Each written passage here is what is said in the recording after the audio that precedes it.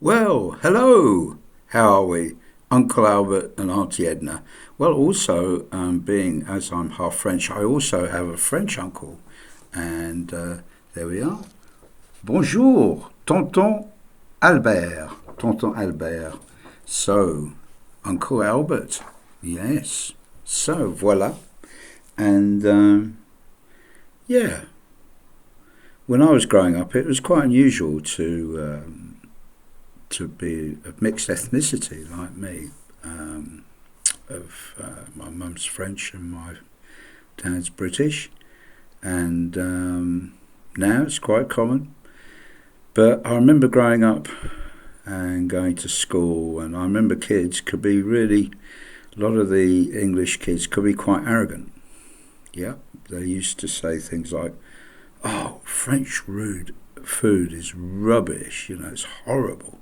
And they used to sort of say, "Oh, the French, all they eat are frogs' legs and snails." And they used to say things like, "French roads are awful." And they'd say, "French cars are dreadful. They're just like terrible. British cars are the best." Well, British car industry's pretty much all gone. And I think, there's been quite a lot of issues in Britain. I don't know whether it's management style or lack of investment compared to other countries, but I think we certainly have our issues. It's quite interesting as well. A lot of English people have said to me over the years, "Oh, I hate the French." And I say, "Oh, why is that?" And they say things like, "Oh, I hate them because they refuse to speak English." And I say, "Well, okay. Do you speak any languages?" And I kind of say, "Well, how would you like it?" I mean, the most spoken language in the world, is probably Chinese and Spanish. And then comes English. But we're very lucky in the UK in that English is such a popular language throughout the world, and people are very keen to learn it. And we cash in on this. We've got a lot of language schools here in the UK, and there are a lot of universities charge more than any other European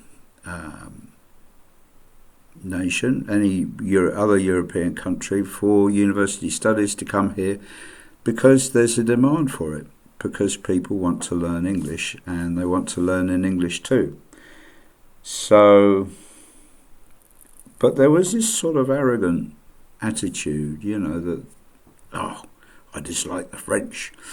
And I kind of think, well, how would you like it if somebody spoke very loudly? I mean, when the British go abroad, they speak very loud in English to make themselves understood.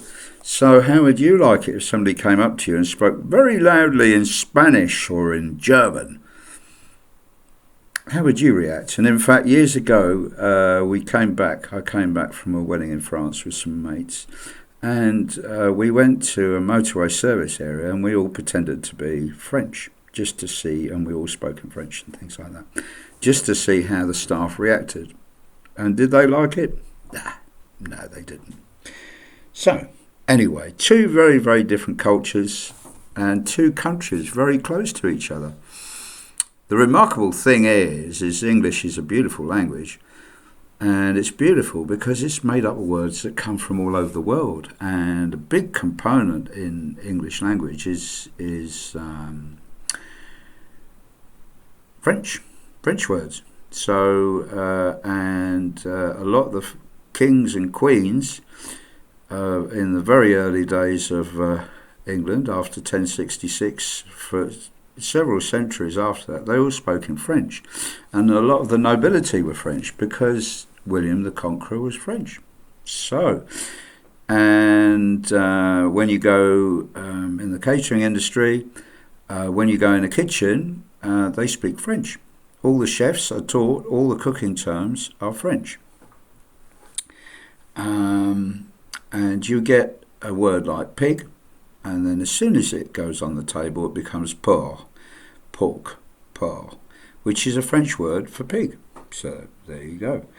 And you've got things like cow or bull, and then as soon as it gets cooked, it becomes beef, which is a sort of English pronunciation of the word bœuf in French.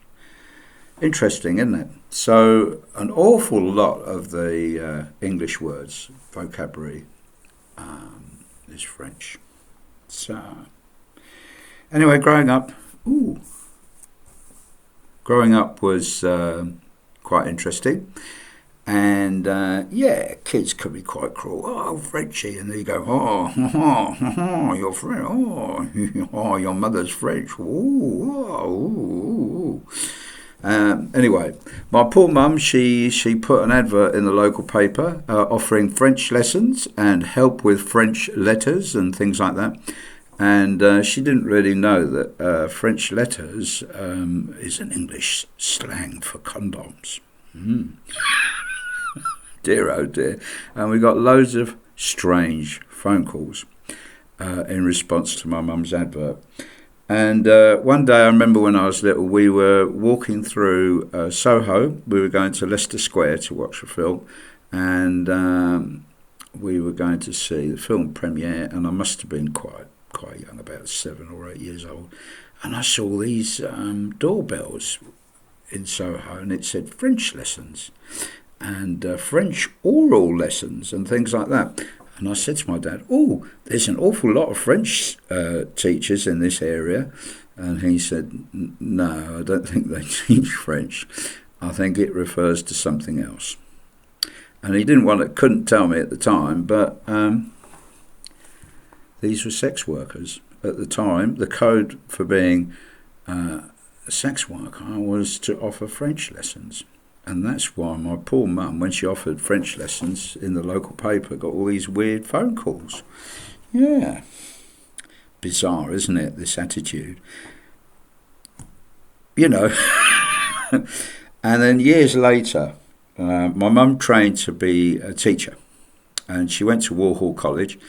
And my mother, she spoke with a very strong accent for many years, and she could barely speak English perfectly, maman.